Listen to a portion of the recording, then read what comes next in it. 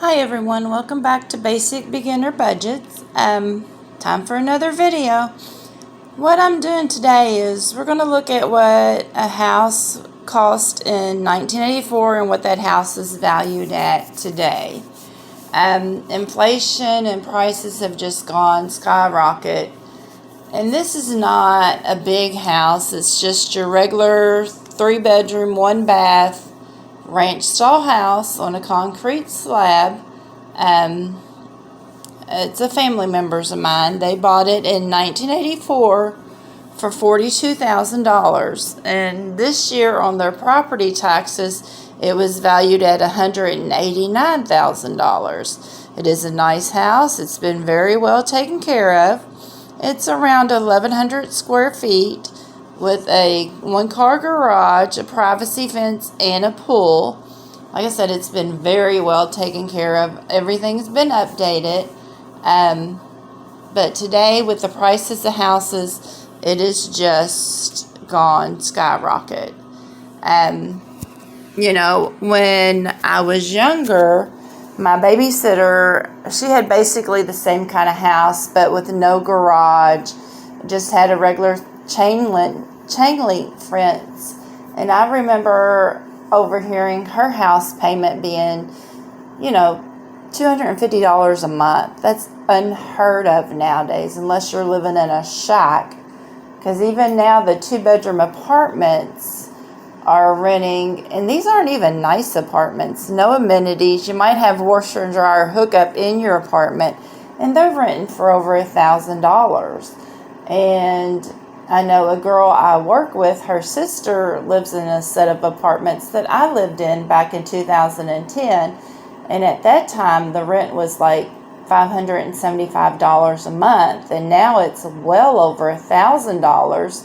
And they've not been upgraded. Like I said, there's no amenities, only the fact that you have a washer and dryer hookup. It's just gone crazy. The house that we're in now, when we bought it, we paid $175,000 for it, and now it's valued at like $280,000. And you're just talking a matter of about 4 or 5 years, not even an expanded length of time. And it's just crazy the way house prices are. And then you always hear how, we need more affordable housing, and I'm just wondering, who's it affordable for? It's not affordable for the average person. Or you have low-income housing, which is based on your income, and that may be good for some people.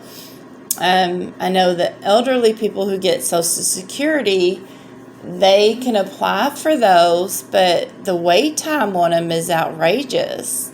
We have what is called Section 8 housing here, and you have certain guidelines that you fall into that. I'm not for sure what they all are, but I know you have to make below a certain income for that. But the waiting list is like 4 years before you can get into a house. And that's usually, they're not the best houses. I don't want to say they're horrible, but from what I've heard, I don't know for sure, but from what I've heard, the houses have been kind of lived in very well.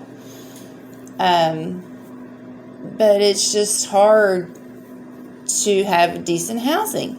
And even into apartments, everything is just outrageous. I'm very fortunate. In other videos, I don't know if you've heard, but like I live within just a few miles of where I work, so my gas is only like $20 a week. Now, I don't go running around town all week either, but just to go back and forth to work, it only costs me about $20 a week, which is great. I know people who drive like trucks and stuff that are spending, $60 to $80 a week to fill up their gas tank. And that's not even lasting them a whole week. So inflation and cost of living is definitely more than it was. I totally got off subject. I'm so sorry. But in 1984, like I said, this person's house was $42,000, which, they've since paid it off in that long of a time, but they've made a great value. They're going to come out way ahead until they go to buy their next house, because now they're going to be paying the higher prices. In 1984, I was just starting high school, so I really didn't pay much attention to prices, unless it was to the new pair of jeans I wanted or the new tennis shoes. Back then, a pair of Nikes, you could get them, the most expensive ones that we would wear, you could get for 40 or 50 bucks. My daughter goes and buys a pair of them now, and they're $200. I say I wouldn't pay $200 for any shoes. Might for a purse, though. That's kind of my thing, is more purses. But just, it's amazing how much things have gone up, and you really don't pay attention to it until you sit down and really compare some prices. But yeah, so that was just a quick little video on how much the pricing houses has increased over the years. And like I said, that's not even really talking about a big house. That's just a 3-bedroom, 1-bath ranch on a 1/4-acre lot in a subdivision. So it's not even a big, open land area or a bigger house. And I just want to say thank you for watching. And if you like it, subscribe, and we'll see what we come up with the next time.